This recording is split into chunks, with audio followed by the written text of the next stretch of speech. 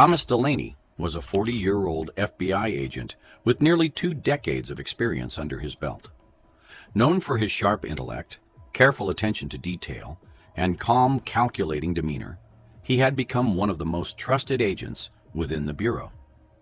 His reputation as a no-nonsense, reliable professional had served him well, and his career was on an upward trajectory. He had sacrificed personal time, friendships, and many of life's pleasures to climb the ranks of the FBI. To the outside world, Thomas seemed like an ideal family man. He had been married to his wife, Helen, for 15 years, and their relationship was often the envy of their social circles. They had a beautiful home and 2 children, and were often seen at charity events and family gatherings, looking like the perfect couple. Helen, too, was a well-educated woman, independent, and successful in her own right. However, behind the polished facade, Thomas had started to wrestle with an inner conflict that would soon spiral out of control. He had met Sarah Price, a bright, ambitious, and strikingly beautiful young woman, in the FBI office. Sarah had joined as an administrative assistant, but her work ethic and eagerness quickly caught the eye of her superiors, especially Thomas. Though their professional interactions initially seemed harmless, it didn't take long for the two to begin a secretive, passionate affair. Sarah was in her early 20s when she started working closely with Thomas. She was everything he wanted: youthful, attractive, and driven.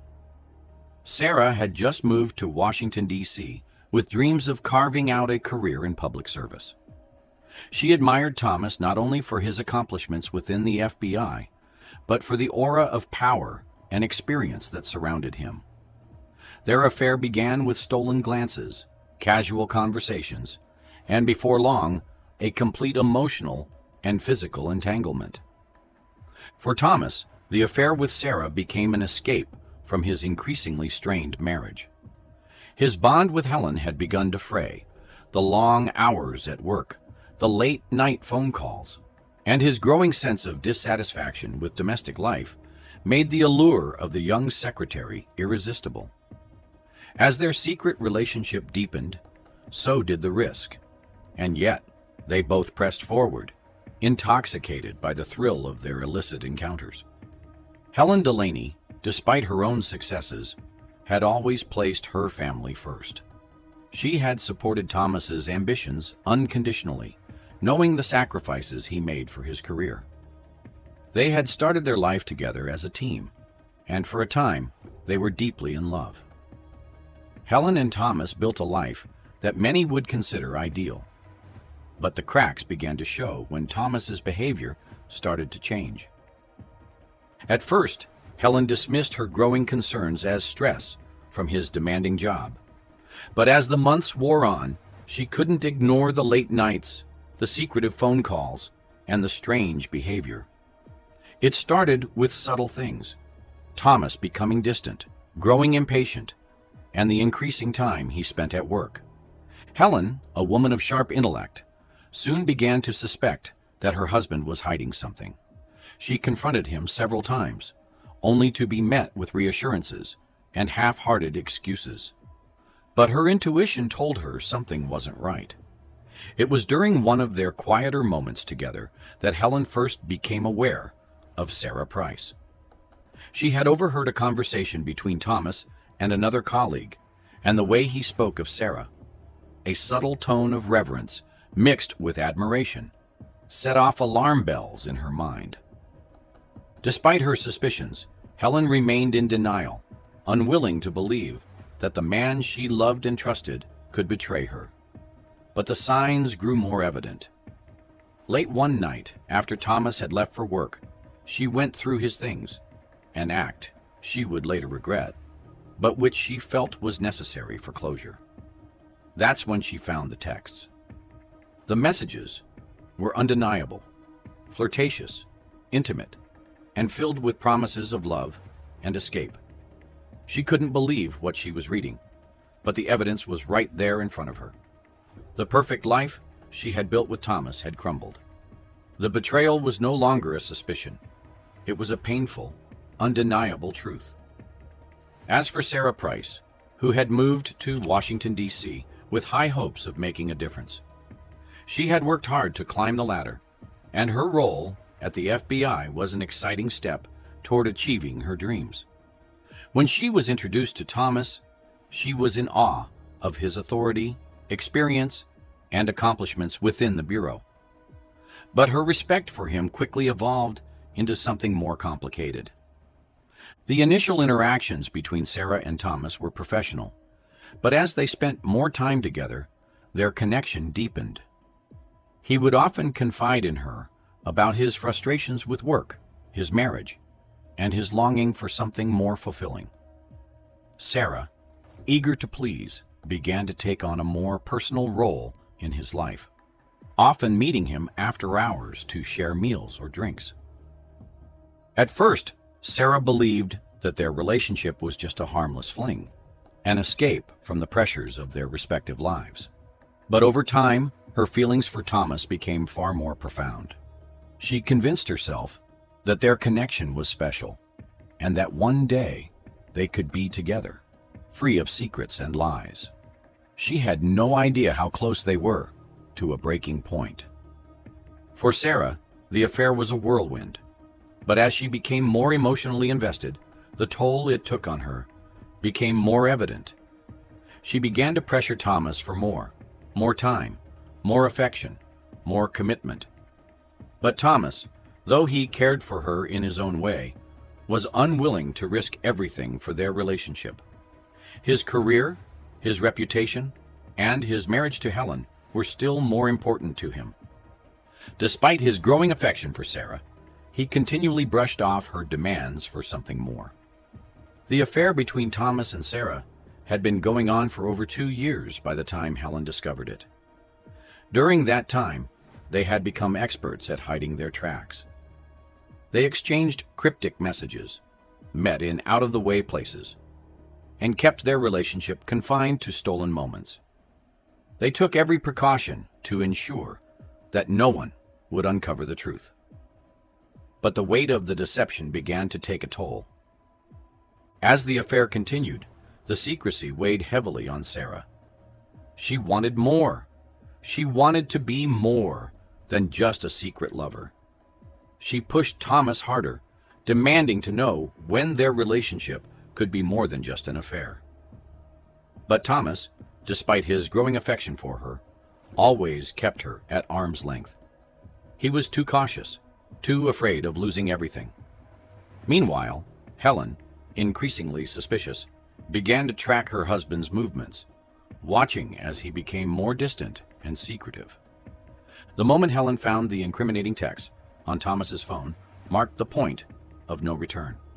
She had confirmation, and now there was no turning back. What followed was a period of intense emotional turmoil for Helen. After the discovery of the affair set into motion a chain of events that would culminate in a tragic and irreversible act of violence. It wasn't just the affair that drove her to murder. It was the depth of the betrayal, the heartbreak, and the realization that her life had been a lie. Her mind, clouded with anger and hurt, concocted a plan for revenge.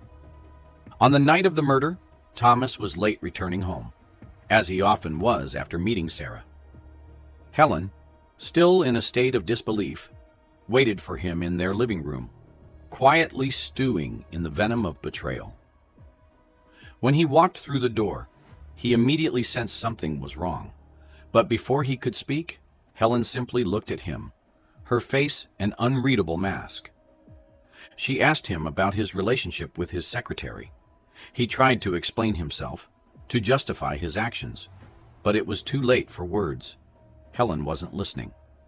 She wasn't ready to listen to his lies and empty promises of change and his assurances that nothing meant anything. In a moment of sheer rage, Helen grabbed a firearm from the cabinet. She aimed it at Thomas, who stood there, shocked and unable to react. The shot rang out, loud, final, and unforgiving. Thomas fell to the floor, his body still in disbelief, even as it fell to the ground. His life ended in that instant. Helen stood over him, the weapon in her hand, her heart pounding, shocked by her actions. When the police arrived at the scene, they found Helen standing motionless beside the lifeless body of her husband. There was no sign of a struggle, no attempt to defend herself or flee. Just the cold, unnerving stillness of a woman who had taken justice into her own hands. The house was eerily quiet, the air thick with the weight of the crime. Helen made the call herself, reporting the murder with an unsettling calmness that immediately raised suspicion among the investigators. Her voice was steady, almost devoid of emotion, as she explained that she had shot Thomas in a fit of rage. But the lack of panic and the way she recounted the events with clinical precision baffled those who arrived on the scene. There was no frantic apology or tearful explanation, just an odd sense of finality. At first, the police considered the possibility of a crime of passion, an explosive outburst fueled by a sudden, overwhelming betrayal. But as they dug deeper into the investigation, a far more disturbing picture began to emerge. Evidence pointed to a carefully planned and premeditated crime. It was soon discovered that Helen had been tracking her husband's movements for weeks, if not longer. She had installed tracking software on his phone and kept detailed records of his interactions with Sarah. She had observed their secret meetings, noting the time and location of each encounter, and had even gone so far as to monitor his social media activity to confirm her suspicions. Each piece of evidence painted a picture of a woman obsessed with her husband's infidelity, one who had been stewing in her anger and resentment for months. In addition to the physical evidence, police uncovered Helen's journals. In them, she had written about her growing sense of betrayal and humiliation. The journals were filled with graphic descriptions of her emotional state, her thoughts ranging from despair to violent fantasies of revenge. Helen had confided in a close friend, telling her in no uncertain terms that she was planning to confront Thomas and make him pay for his betrayal. The friend had advised her to talk things through with her husband, but Helen's mind was made up. She had meticulously mapped out her plan, choosing the perfect time and place for the confrontation. An evening when Thomas would be alone, and when she knew he would not expect her wrath. She even purchased the gun weeks in advance, hiding it in the drawer of her dresser, waiting for the right moment to strike. Helen, the seemingly perfect wife and mother, had turned into a killer, a woman driven to murder by the toxic combination of betrayal, jealousy, and heartbreak. Some saw her as a victim of an unfaithful husband who had shattered her world, while others viewed her as a cold-blooded murderer who had taken matters into her own hands without any regard for the consequences. The media coverage was relentless, with every detail of Helen's personal life, including the history of her marriage and the affair, being exposed for all to see. Public opinion was divided. Some sympathized with her, believing that the pain of being betrayed by the man she loved was enough to drive anyone to the edge. Others saw her as manipulative and calculating, a woman who had coldly executed her plan to take control of her fractured life, regardless of the human cost. As the trial approached, the nation's attention only grew more intense. Helen, once seen as a devoted wife and mother, now stood as a symbol of the dangers of unchecked emotional turmoil. Her actions were both tragic and terrifying, a reminder of how a single, unforgivable betrayal could unravel everything: a person's sanity, their marriage, and their moral compass. Would she be seen as a victim of circumstance, or as a woman who allowed her emotions to spiral into something monstrous? The world watched, awaiting the answer. As the investigation continued, the focus shifted to Sarah, the woman who had been the catalyst for the tragic chain of events. She was brought in for questioning. Her emotions, a mix of confusion and fear, as she tried to make sense of the situation. The police, after thorough interrogation, ruled her out as a suspect in the murder. To Sarah, the affair had been a fleeting connection, one that she believed was hidden in the shadows of Thomas's marriage. She had never expected that it would come to this. Her life, too, was suddenly turned upside down. She had been blind to the depth of the resentment brewing within Helen. And the idea that it could end in such a violent, irreversible way left her stunned and shaken. As detectives pieced together the timeline of events, it became clear that the affair was merely the spark that ignited an underlying and simmering resentment that Helen had been harboring for years. Beneath the surface of their seemingly perfect marriage, there had been tension and unmet emotional needs. Thomas had become distant over time, and though Helen tried to ignore it, she couldn't help but notice the signs of his growing detachment. It was this slow unraveling of their relationship that had, in the end, led her to betray her moral compass. The affair had been the breaking point, but Helen's path to that point had been paved with years of dissatisfaction and emotional neglect. As the investigation drew to a close, Helen was arrested and charged with first-degree murder. Despite the overwhelming evidence against her, a part of the public could not help but feel sympathy for her. Some viewed her as a woman who had been pushed to the edge by a husband who had betrayed her trust and humiliated her in the worst possible way. They saw a woman who had been broken by the betrayal, a victim of a society that often ignored the emotional labor of women in marriages. But others saw her actions as cold, calculated, and inexcusable. To them, Helen was no different than any other murderer who had taken a life in a moment of calculated rage. The complexity of her emotions, grief, anger, and betrayal did little to soften the harsh reality of her crime. The trial became a dramatic spectacle, drawing crowds and media attention from around the country. The prosecution's case centered around Helen's emotional state, arguing that her actions had been premeditated, driven by the slow burn of betrayal rather than a sudden burst of passion. She was painted as a woman who had allowed her jealousy and rage to consume her, methodically planning and executing her husband's murder. The defense, however, argued that Helen had been emotionally unstable, that her mind had been clouded by the years of emotional neglect and the devastating discovery of her husband's affair. They suggested that, while her actions were tragic, they were the result of a mind pushed too far. As the jury deliberated, the tension in the courtroom was palpable. The case had stirred emotions on both sides, with Helen's fate hanging in the balance. Days passed before the jury returned with their verdict, guilty of second-degree murder. The courtroom erupted in whispers, some in disbelief, others with a sense of grim justice.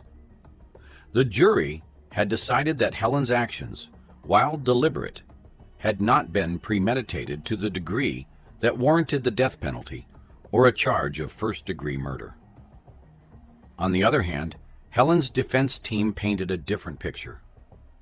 They argued that she had been pushed to the edge by the crushing weight of her husband's betrayal. Her lawyer contended that the affair had shattered her sense of self-worth and destroyed the trust she once had in Thomas. Overcome by grief and emotional turmoil, Helen had snapped in a moment of uncontrollable rage.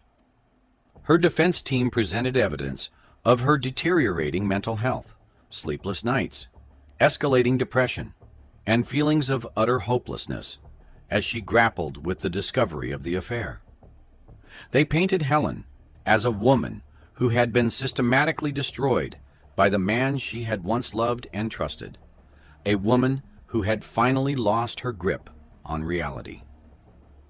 Despite the defense's emotional argument, the evidence of premeditation remained overwhelming. The prosecution seized upon Helen's journals, where she had written extensively about her growing anger, sense of betrayal, and the gradual plan she had developed to confront Thomas. They also pointed to the murder weapon, which had been purchased weeks in advance, reinforcing their case that Helen had not acted in a fit of passion, but had methodically planned the crime. Her actions, the prosecution argued, were not those of a woman driven to madness by emotional devastation, but of a calculated individual who had decided to take justice into her own hands. For weeks, the courtroom drama captivated the public's attention. Opinions were divided. Some viewed Helen as a victim of a cruel betrayal, a woman who had been broken by the very man she had trusted with her life. Others argued that she had let her emotions spiral out of control, becoming consumed by anger and jealousy. As the trial progressed, a new question began to emerge. Could the nature of Thomas's affair with Sarah have played a more significant role in Helen's actions? Some began to speculate that it wasn't just the affair itself, but the emotional abuse Helen had suffered over the years that had left her vulnerable to snapping. Was Thomas's infidelity the breaking point? Or had there been deeper, unresolved issues within the marriage that Helen had never been able to confront? After days of deliberation, the jury returned with their verdict: guilty of second-degree murder. The court acknowledged the emotional toll of Helen's betrayal, but they also recognized the severity of her actions. While the jury accepted that Helen's emotional state played a significant role in the crime, they ultimately concluded that her actions were not impulsive or unprovoked. They sentenced her to 25 years in prison with the possibility of parole after 15 years. The verdict was met with mixed reactions from the public. Some felt that Helen had been a victim of circumstances, a woman pushed to her breaking point by a man who had betrayed her in the most intimate way possible.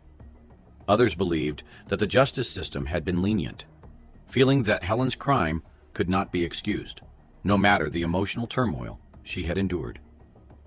In the end, Helen's story remained a tragic, complicated tale of love, betrayal, and the dangerous consequences of letting resentment fester in the shadows of a marriage.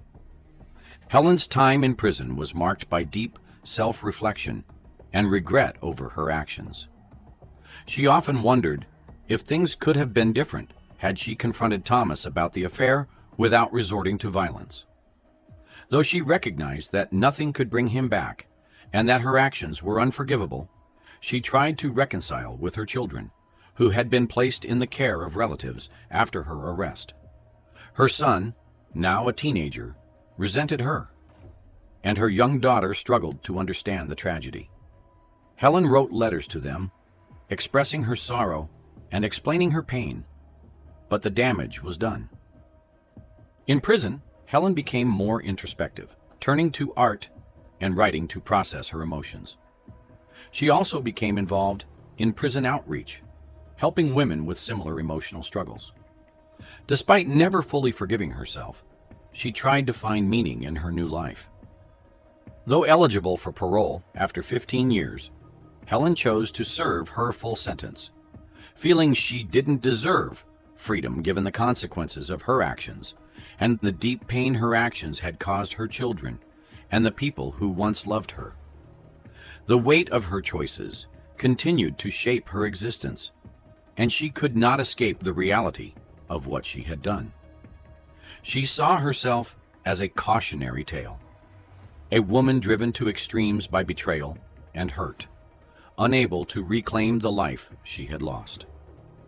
Meanwhile, the case of Thomas, Helen, and Sarah continued to haunt the public, raising unanswered questions. How could Helen, a seemingly composed woman, let her emotions lead to murder? Was the affair a symptom of deeper marital issues? And what role did Sarah play in the tragedy? The public debated these questions for years, wondering if there could have been another way to resolve the situation without violence, and whether Thomas would have left Helen for Sarah.